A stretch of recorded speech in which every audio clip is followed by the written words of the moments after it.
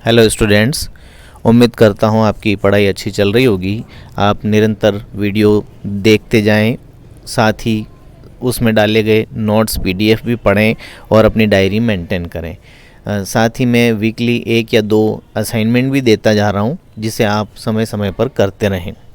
छात्रों, पिछले कुछ वीडियो में हम पर्यावरण प्रदूषण और उससे संबंधित बातें करते आ रहे थे, जिसमें हमने पर्यावरण अवनयन, प्रदूषण के विभिन्न प्रकार, स्थल पर प्रदूषण, आपका जल प्रदूषण, वायु प्रदूषण, मिट्टी, इन सभी के प्रदूषण के बारे में हमने बात की थी। आज का जो हमारा टॉपिक है, इसमें हम बात करेंगे कि किस तरह से उद्योगों का आर्थिक विकास पर प्रभाव पड़ता है। हमारे टॉपिक का नाम है impact of industries on economic development, अर्थात उद्योगों का आर्थिक विकास पर प्रभाव। अब ये पढ़ने की आवश्यकता क्यों पड़ी? ये हम इसलिए देख रहे हैं क्योंकि हम आर्थिक विकास के युग में जी रहे हैं और हर देश ये चाहता है कि वो औद्योगिक विकास करें। उद्योगों के विकास से ही कोई भी देश आर्थिक विकास कर सकता है। तो किस तरह से औद्योगिक गतिविधियां बढ़ती जा रही हैं और उसका क्या इम्पैक्ट पड़ रहा है, उस पर हम बात कर रहे हैं। वर्तमान समाज और देश बिना औद्योगिक गतिविधि के आगे नहीं बढ़ सकता। हम इसकी कल्पना भी नहीं कर सकते। जो भी आर्थिक गतिविधियां या उद्योगों की गतिविधियां होती हैं, वो आर्थिक क्षेत्र का जीवन है, प्राण है। औद्योगिक उत्पाद का उत्पादन, उपभोग वर्तमान मानव के जीवन का अपरिहार्य घटक बन चुके हैं। औद्योगिक उत्पादन की जो अवस्था वर्तमान विकास का आधार है। विकास और उद्योग एक दृष्टि से एक दूसरे के पर्यायवाची। अगर उद्योग है तो विकास है। अगर औद्योगिक दृष्टि से कोई राष्ट्र पिछड़ा हुआ है, तो हम ये कल्पना कर सकते हैं कि वो आर्थिक विकास में भी पिछड़ा हुआ है। यदि औद्योगिक विकास नहीं तो विकास भी नहीं। उद्योग नहीं तो बड़े पैमाने पर व्यापार नहीं, और यदि व्यापार नहीं होगा तो विकास भी नहीं होगा। उद्योगों की कमी है तो संसाधनों का दोहन भी कम होगा, और यदि संसाधनों का दोहन कम होगा तो जो वस्तुओं का निर्माण होता है, विनिर्माण जिसे कहते हैं, उसमें भी कमी आएगी। मशीन, औजार आदि का निर्माण नहीं हो पाएगा और इनके अभाव में उद्योग भी संभव नहीं है। उत्तर राष्ट्र, इसका मतलब विकसित राष्ट्र, इनकी जनसंख्या विश्व की कुल जनसंख्या की 1/4 से भी कम है। किस तरह से औद्योगिकरण का प्रभाव प्राकृतिक संसाधनों पर पड़ रहा है, हम उस पर थोड़ी सी चर्चा कर लेते हैं। विश्व का आधे से अधिक प्राकृतिक संसाधनों का उपभोग विकसित राष्ट्र करते हैं। वहाँ पर विश्व की मात्र 20% जनसंख्या रहती है, जबकि विश्व के 80% संसाधनों का उपभोग ये विकसित राष्ट्र करते हैं। विकसित राष्ट्रों की जो संस्कृति है वो उपभोक्तावादी है। अनेक प्रकार की वस्तुओं और उपभोक्ता संस्कृति से संबंधित सेवाएं उससे जुड़े रहते हैं, जबकि विकासशील राष्ट्र अपनी आधारभूत आवश्यकताओं की पूर्ति में व्यस्त रहते हैं। ये दोनों में मूलभूत अंतर है। विकासशील राष्ट्रों की जो अवस्था है वो औद्योगिकीकरण की आरंभिक अवस्था है। विकसित और विकासशील दोनों का उपभोग प्रारूप अलग अलग है। विकसित राष्ट्र अपने रहन सहन के विश्व के सर्वाधिक लकड़ी की वस्तुओं का उपभोग करते हैं, अर्थात दोनों के रहन सहन का तरीका भिन्न भिन्न है। विकासशील देश क्या करते हैं? लकड़ी का सर्वाधिक उपभोग खाना बनाने, ईंधन और कोयला बनाने में करते हैं। कृषि दोनों में एक कॉमन व्यवसाय है, लेकिन दोनों ही क्या करते हैं? इन सभी कार्यों के लिए, चाहे वो लकड़ी का उपयोग किसी भी रूप में करें, लेकिन अंततः वन साफ हो रहे हैं। जंगल कटाव बहुत बढ़ता जा रहा है और इस वनों के विनाश ने पर्यावरण को भी प्रदूषित किया है, पर्यावरण संतुलन को भी बिगाड़ दिया है। इस असंतुलन के कारण वायुमंडल प्रदूषित होता जा रहा है और इसका प्रभाव संपूर्ण जैव जगत को झेलना पड़ रहा है। ये सभी आंकड़े और तथ्य ये दर्शाते हैं कि विकसित राष्ट्रों में प्रति व्यक्ति उपभोग अधिक है, पर यहाँ विश्व की मात्र 20% लोग रहते हैं। लेकिन विकासशील राष्ट्रों में प्रति व्यक्ति उपभोग तो कम है, परंतु विश्व की 80% जनसंख्या निवास करती है। इसीलिए उपभोग की मात्रा विकसित राष्ट्रों में बढ़ जाती है। एक और तथ्य ये सामने आया है कि संसाधनों का उपभोग विकासशील राष्ट्रों की तुलना में विकसित राष्ट्र कई गुना अधिक करते आ रहे हैं। सारांश के रूप में हम ये कह सकते हैं कि औद्योगिकीकरण के फलस्वरूप विभिन्न उद्योगों द्वारा विश्व में प्राकृतिक संसाधनों का उपभोग बड़ी तेजी से हो रहा है। विश्व की जनसंख्या तीव्र गति से बढ़ रही है और औद्योगिकीकरण भी तेजी से बढ़ रहा है। इसकी वजह से संसाधनों का दोहन विकसित और विकासशील दोनों ही राष्ट्रों द्वारा तेजी से होने लगा है। आर्थिक विकास की हम बात करते हैं तो हम पहले ये समझें कि आर्थिक विकास किसे कहें। इससे अभिप्राय क्या है, तो राष्ट्रीय आय और प्रति व्यक्ति आय में वृद्धि आर्थिक विकास है। यदि किसी अर्थव्यवस्था में इनमें वृद्धि हो रही है तो आर्थिक विकास हो रहा है। आर्थिक विकास एक गतिशील प्रक्रिया है जिसमें अर्थव्यवस्था की वास्तविक राष्ट्रीय आय एक दीर्घकालीन संदर्भ में बढ़ती है। यदि विकास की दर जनसंख्या वृद्धि की दर से अधिक है तो प्रति व्यक्ति आय बढ़ती है। आर्थिक विकास का अभिप्राय आर्थिक स्थिति में सुधार करने से है, आर्थिक स्थिति के सुधरने से है। आर्थिक विकास के जो मापदंड हैं उसमें राष्ट्रीय आय, प्रति व्यक्ति आय, आय का वितरण समान है या असमान है, कार्यशील जनसंख्या की व्यावसायिक संरचना और राष्ट्रीय आय, ये प्रमुख मापदंड है जिसके आधार पर कोई राष्ट्र विकसित है या विकासशील है उसका मापन किया जाता है। सामान्य रूप से हम ये मानते हैं कि विकास ऐसी प्रक्रिया है जिसके द्वारा आम जन की आर्थिक स्थितियां सुधरती हैं, मानव कल्याण में वृद्धि होती है और जीवन की गुणवत्ता में सुधार होता है। अब हम देखते हैं कि आर्थिक विकास के जो कारक हैं, किन कारकों के आधार पर आर्थिक विकास संभव है या इसके जो मुख्य आधार तत्व हैं वो कौन से हैं। इसको मैं पहले एक चार्ट से आपको समझा देता हूँ, फिर थोड़ा सा मैटर इसका पढ़ लेंगे। आर्थिक विकास के जो मुख्य कारक हैं उनको हम दो भागों में बांट सकते हैं, एक आर्थिक कारक और दूसरा गैर आर्थिक कारक। हम बात कर रहे हैं आर्थिक कारकों की। उनमें सबसे पहला है प्राकृतिक संसाधन। ऐसे संसाधन जो हमें प्रकृति प्रदान करती है, जैसे शक्ति के संसाधन। शक्ति में क्या है, कोयला, खनिज तेल, जल विद्युत, खनिज संपदा, ये सभी शक्ति के साधन हैं। भूमि, वन, जल, स्थलीय बनावट, जलवायु दशाएं, ये सभी प्राकृतिक संसाधन के अंतर्गत आते हैं। इसके अलावा प्रौद्योगिकी का विकास, तकनीकी ज्ञान, पूंजी, किसी प्रदेश की जनसंख्या, उनकी क्षमता, विदेशी व्यापार, संरचनात्मक परिवर्तन, ये सभी आर्थिक कारक हैं। इसके अलावा सामाजिक, सांस्कृतिक और राजनीतिक कारक गैर आर्थिक कारकों के अंतर्गत आते हैं। अब आर्थिक विकास के कारक अभी हमने देखे। विश्व के सभी देशों का किसी में कम या किसी में अधिक मात्रा में विकास जरूर हुआ है, लेकिन विकास की दर और प्रवृत्ति दोनों जगह भिन्न भिन्न होती हैं।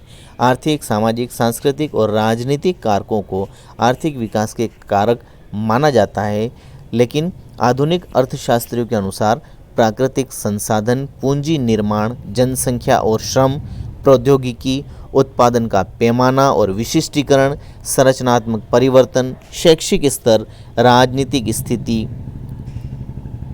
और सामाजिक व्यवस्था आदि किसी भी देश के आर्थिक विकास के आधारभूत कारक हैं। इन सभी कारकों को शॉर्ट में हमने अभी एक चार्ट में देखा था। अब इन आर्थिक कारकों में जैसे हमने कहा प्राकृतिक संसाधन, तो किसी भी देश का आर्थिक विकास तभी संभव है या तभी हो सकता है जब वहाँ पर पर्याप्त मात्रा में प्राकृतिक संसाधन उपलब्ध हो। तो वहाँ उपलब्ध प्राकृतिक संसाधनों पर उस देश का आर्थिक विकास निर्भर करता है। इसमें कृषि योग्य भूमि, खनिज, शक्ति, वन, जल, स्थलीय बनावट और जलवायु दशाएं आदि सम्मिलित होते हैं। किसी भी देश का जो विकास है वहाँ उपलब्ध संसाधनों के ऊपर आधारित होता है और संसाधनों का अभाव आर्थिक विकास में बाधा उत्पन्न करता है। प्राकृतिक संसाधनों की अधिकता अर्थव्यवस्था को आत्मनिर्भर बनाती है, आर्थिक विकास को सुगम बनाती है और यही वजह है कि यूएसए, कनाडा, रूस, जर्मनी आदि देश विकास की दौड़ में अग्रणी हैं। दूसरा जो महत्वपूर्ण बिंदु है वो है प्रौद्योगिकी विकास या टेक्नोलॉजिकल प्रोग्रेस, तकनीकी ज्ञान, तकनीकी क्षेत्र में विकास। आर्थिक विकास में प्रौद्योगिकी विकास और परिवर्तन का अधिक महत्व है। प्राकृतिक संसाधनों की मात्रा और विकास प्रौद्योगिकी ज्ञान में वृद्धि से ही संभव होता है। इसीलिए उच्च प्रौद्योगिकी संपन्न अनेक यूरोपीय देश प्राकृतिक संसाधनों की कमी होने पर भी आर्थिक विकास में आगे हैं। संसाधनों का विकास प्रौद्योगिकी ज्ञान पर निर्भर होता है, इसीलिए इसे प्रधान संसाधन माना जाता है।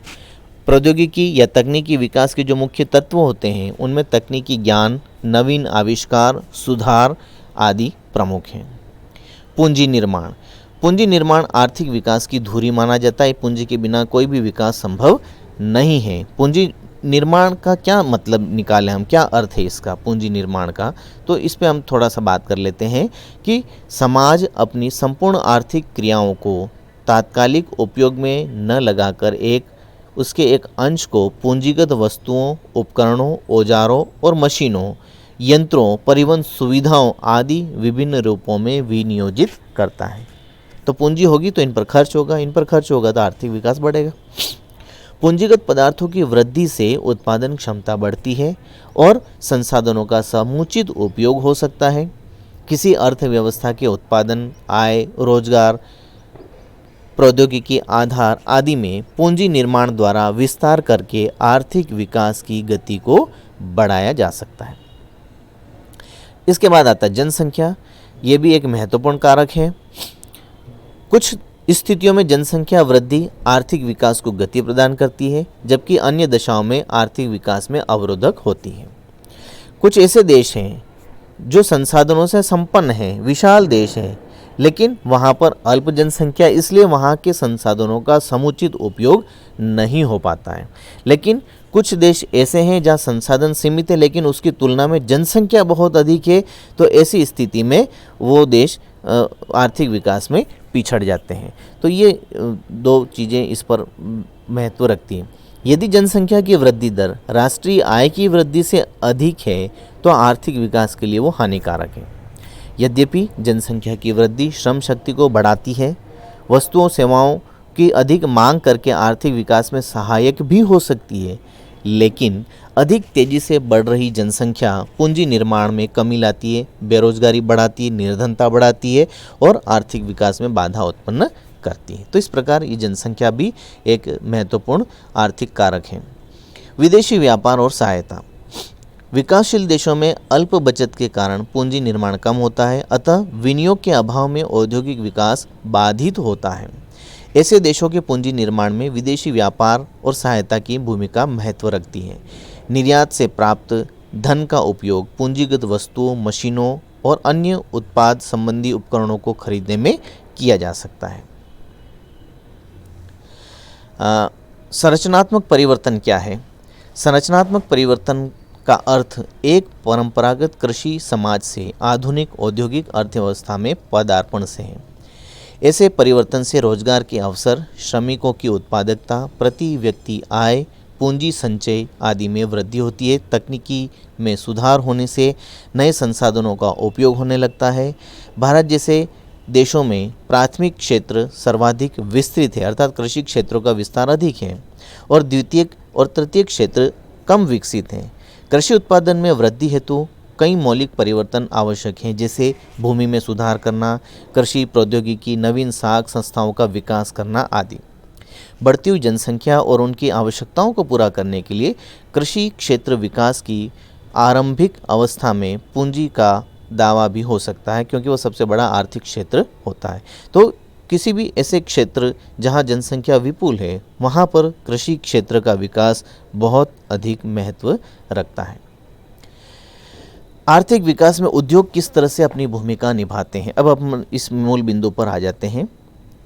इसके कुछ बिंदु हम पहले डिस्कस कर लेते हैं कि कौन कौन से ऐसे आर्थिक विकास में उद्योगों की भूमिका के जो तत्व या कारक हैं, इसमें कृषि का आधुनिकीकरण, परंपरागत जो कृषि हो रही है उसके बजाय आधुनिक तरीके से कृषि करना, आधुनिक तौर तरीकों को अपनाना, यंत्रों और मशीनों का इस्तेमाल करना और प्रति हेक्टेयर उत्पादन बढ़ाना, विज्ञान और प्रौद्योगिकी का विकास, पूंजी निर्माण, औद्योगिकीकरण और नगरीकरण, अंतर्राष्ट्रीय व्यापार में महत्व, प्राकृतिक संसाधनों का उपयोग, निर्धनता और बेरोजगारी का उन्मूलन, उत्पादन और रोजगार में वृद्धि, प्रतिरक्षा प्रणाली में विकास, राष्ट्रीय एवं प्रति व्यक्ति आय में तेजी से वृद्धि, उच्च जीवन स्तर और सामाजिक परिवर्तन का प्रतीक, ये सभी उद्योगों के कारण संभव है। आर्थिक विकास में ये उद्योगों की महत्वपूर्ण भूमिका है।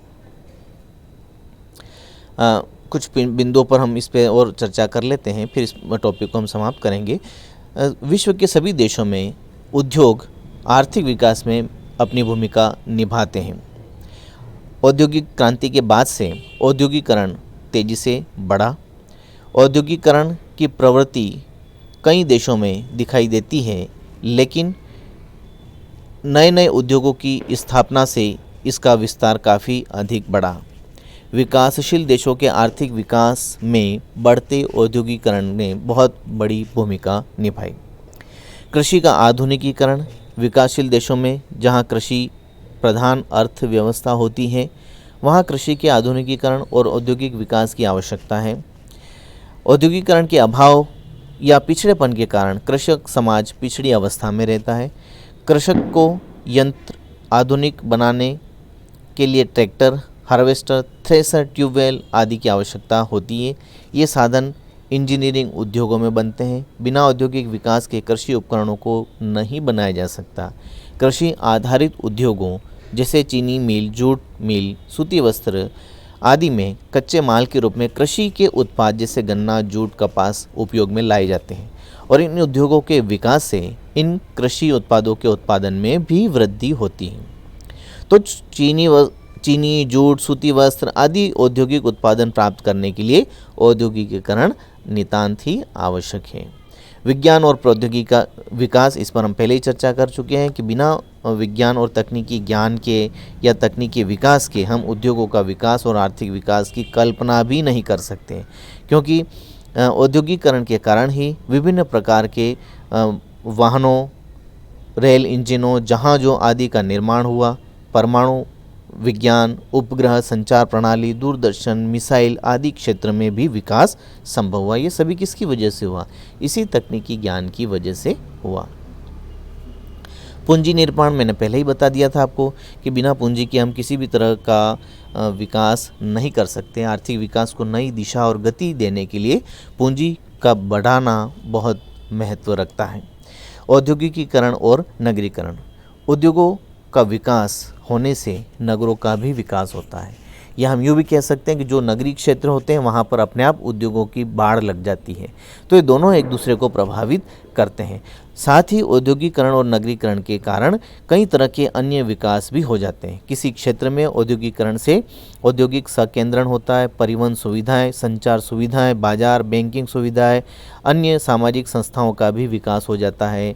कई सामाजिक सुविधाएं जैसे स्वास्थ्य सुविधाएं, शिक्षण संस्थान, है ना, इस तरह की कई तरह की सुविधाएं वहाँ पर उपलब्ध हो जाती हैं। अंतर्राष्ट्रीय व्यापार में भी काफ़ी महत्व रखता है। प्राथमिक क्रियाओं जैसे कृषि, पशुपालन, खनन आदि से उत्पन्न पदार्थों का विक्रय मूल्य कम होता है। इन्हीं कच्चे माल के रूप में उपयोग करके कारखानों में बनी वस्तुओं का उत्पादन किया जाता है, जिससे उसका मूल्य कई गुना अधिक बढ़ जाता है। तो ये उद्योग का महत्व है। विकासशील देशों के निर्यात में प्राथमिक उत्पादों की प्रधानता होती है, जिनसे वे कम आय प्राप्त कर पाते हैं। लेकिन औद्योगिकृत देश, जो आर्थिक दृष्टि से विकसित देश हैं, उनके निर्यात में विनिर्मित वस्तुएं अधिक होती हैं, जिनको बेचने से अधिक मूल्य की प्राप्ति होती है, अधिक धन लाभ होता है। तो इस प्रकार हम ये बता सकते हैं कि प्राथमिक उत्पादों के उत्पादन में जो परिवर्तन होता है, उतार चढ़ाव होता रहता है, जबकि औद्योगिक उत्पादन अधिक मूल्यवान और कम लोचदार होता है। इसीलिए विनिर्मित वस्तुओं की मांग हमेशा रहती है, निश्चित रहती है। प्राकृतिक संसाधनों का उपयोग हम पहले ही बात कर चुके हैं कि जो जितना अधिक तकनीकी ज्ञान में सक्षम होगा और जितना अधिक संसाधनों का उपयोग कर पाएगा उतना ही अधिक आर्थिक विकास कर पाएगा। उद्योगों की वजह से निर्धनता और बेरोजगारी की समस्या का काफ़ी हद तक समाधान संभव है। विकासशील देशों में निर्धनता और बेरोजगारी का उन्मूलन तीव्र औद्योगिक विकास के द्वारा संभव है। औद्योगिक क्षेत्र में तीव्र वृद्धि होने पर गांवों से कृषि क्षेत्र के अतिरिक्त श्रम का उपभोग उद्योगों में किया जा सकता है। इसके बाद आर्थिक विकास का मुख्य क्षेत्र उद्योग होता है। उद्योग को आर्थिक विकास का अग्रणी क्षेत्र माना जाता है। उन्नत तकनीकी, श्रम विभाजन, वैज्ञानिक प्रबंधन के उपयोग द्वारा उद्योग से बड़े पैमाने पर बचत प्राप्त की जा सकती है। इससे उत्पादन और रोजगार में तीव्रता से वृद्धि होती है। प्रतिरक्षा उत्पादन और स्वावलंबन। देश की प्रतिरक्षा संबंधी हथियार, उपकरण के उत्पादन और स्वावलंबन प्राप्त करने के लिए औद्योगिकरण का विकास आवश्यक है। अस्त्र शस्त्र के निर्माण, पर्याप्त पूंजीगत वस्तुओं, औद्योगिक अवसंरचना, उन्नत तकनीकी की भी आवश्यकता होती है।